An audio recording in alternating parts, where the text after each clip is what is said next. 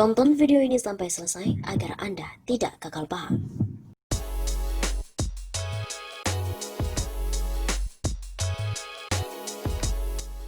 Semua itu ujungnya pada kemauan politik.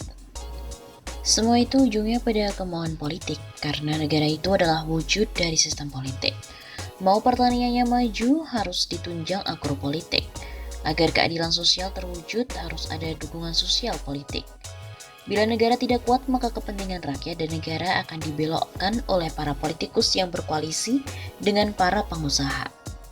Menurut agropolitik, harusnya tidak impor pangan dalam jumlah besar seperti gula 5 juta ton, tepung 12 juta ton, kedelai 2,5 juta ton, beras 2,5 juta, dan lain-lain, yang nilainya ratusan triliun. Bila diatasi akan bisa buka kesempatan kerja bagi jutawan. Bila diatasi akan bisa buka kesempatan kerja bagi jutaan jiwa. Belajar dari Roosevelt, sebelum jadi Presiden Amerika Serikat tahun 1932, Amerika Serikat adalah negara pengimpor pangan terbesar di dunia. Terus kemudian ada Roosevelt Plan, memperbaiki irigasi, farming road, dan lain-lain. Hanya dalam waktu 8 tahun, Amerika Serikat jadi produsen pangan terbesar di dunia sampai saat ini. Hal yang sama pun ditiru oleh Presiden Lula dari Brasil. Setelah 10 tahun Brasil jadi raksasa pangan nomor 2 di dunia. Kuncinya ada kemauan politik yang sangat kuat. Kalau tidak, para cukong yang berkoalisi dengan politikus akan melanggengkan impor pangan yang memberi keuntungan puluhan triliun rupiah. Jangankan politikus biasa, politikus dakwah saja terseret kasus impor daging, betapa godaan itu sangat besar. Pemerintahan saling berganti, belum juga kita ketemu penguasa yang punya kemauan politik yang kuat. Untuk mandiri pangan selalu saja dituntun pengusaha yang punya agenda sendiri. Jadi ingat kisah Yunani kuno bahwa dewanya maling atau koruptor dan dewanya pengusaha itu sama saja, yaitu untuk menuntun di jalan yang menyusahkan rakyat banyak.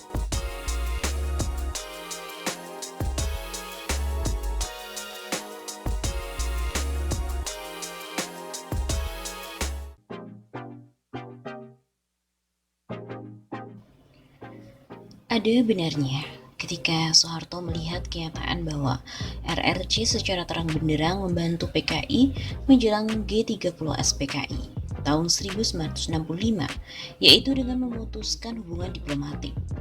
Lalu disusul dengan kebijakan pengawasan dengan ketat terhadap WNI keturunan, antara lain tidak boleh main politik. Bagaimana kebijakan itu dilaksanakan di lapangan? Tidak jelas. Mungkin lewat jaringan intelijen.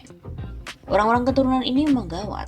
Ada yang setia kepada Republik, ada yang membenci, dan ada pula yang separuh-separuh. Sekalipun semuanya mencari nafkah di bumi pertiwi. Yang tidak suka kepada Republik dan pribumi adalah mereka yang menganggap lebih tinggi derajatnya. Mereka itu keturunan Tartar yang kalah perang melawan Raden Wijaya pada tahun 1200-an dan menjadi tawanan perang, lalu dipaksa ikut membangun Majapahit. Mereka dendam dengan orang-orang pribumi. Mereka masih berkiblat ke daratan. Terlebih sesudah Belanda masuk, mereka pun diangkat menjadi mediator dan dengan kedudukan tinggi di atas pribumi. Dengan privilege yang mereka miliki dari Belanda, antara lain yaitu memungut pajak, berdagang candu, membuat tempat judi, dan lain-lain, disertai kepiawaian mereka dalam berdagang dengan menipu. Mereka pun menjadi kaya raya. Mereka pandai dengan menyembunyikan kekayaan mereka, yaitu dengan menyimpan harta dan hidup bersahaja. Mereka pun saling tolong-menolong dan percaya di antara sesama saja. Mereka hidup dengan cara segregatif, secara berlebihan terhadap pribumi. Mereka juga tidak suka dengan hal-hal yang berbau pribumi termasuk agama Islam dan menganggapnya sebagai perilaku primitif. Penyerahan diri terhadap Yang Maha Kuasa dan tujuan kepada kehidupan akhirat dianggapnya sebagai sebuah kelemahan. Larangan beraktivitas politik, tapi kebebasan seluasnya dalam kehidupan bisnis merupakan kesempatan besar bagi mereka untuk menguasai kehidupan duniawi.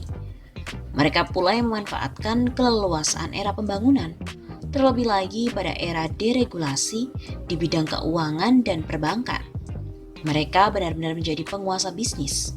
menjadi ikan hiu di lautan luas dan singa di belantara Serengeti Afrika. Maka Soeharto pun dianggap menjadi orang yang melahirkan para naga.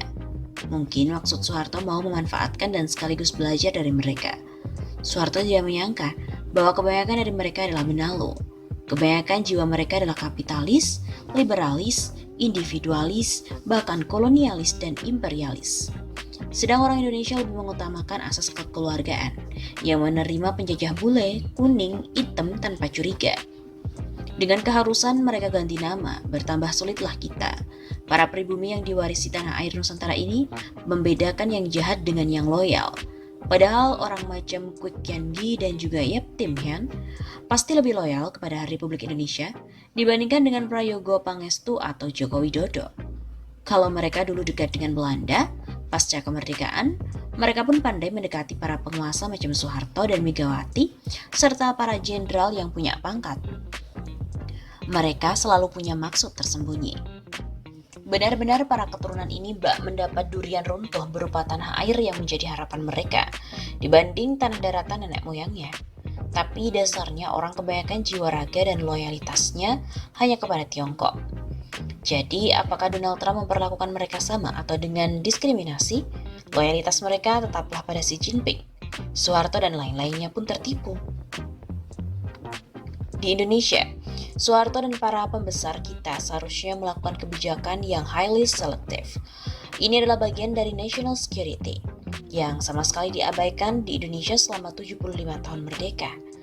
Padahal negara-negara di Eropa dan Amerika menerapkannya dengan amat sangat baik, yaitu selama ini dengan memperlakukan white supremacy dan Christian supremacy. Tapi kiranya sudah agak terlambat bagi kita.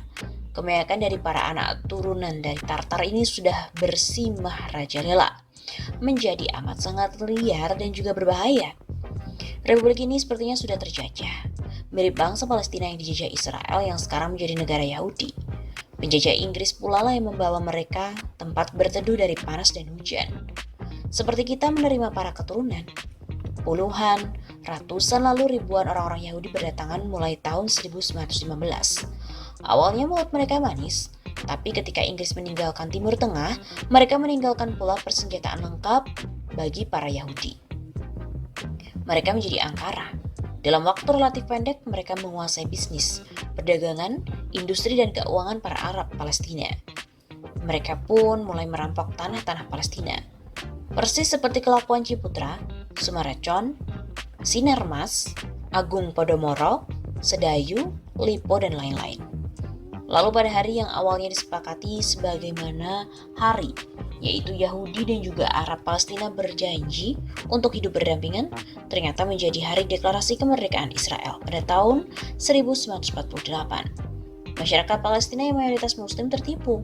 Pada hari itu orang-orang Palestina mulai diusir dari tanah airnya. Ada 600.000 yang dipaksa hijrah ke Suriah, Jordan, dan Lebanon, dan juga mereka dilarang pulang kembali. Itulah hari naas bangsa Palestina. Hari penyesalan, hari yang amat menyedihkan. Hari katastrofik, hari malapetaka, hari Al-Nakba, yang selalu diperingati dengan tangis dan air mata. Sejak hari itu, segala perjuangan bangsa Palestina untuk kembali berdaulat di tanah airnya selalu gagal. Presiden Harry S. Truman dan Amerika Serikat sehari kemudian mendukung terbentuknya negara Israel itu, lalu Inggris, Perancis, dan seluruh Eropa. Ribuan nyawa dan banjir darah yang mengalir dari bangsa Palestina yang berjuang untuk berdaulat kembali dibalas dengan semakin sempitnya wilayah Palestina. Demikian pula perang tahun 1967 yang merupakan perang koalisi para Salibi bersama dengan Israel melawan koalisi Islam bersama bangsa Arab, semakin menempatkan Palestina menjadi bangsa terjajah. Dengan tanahnya tinggal secuil sampai hari ini.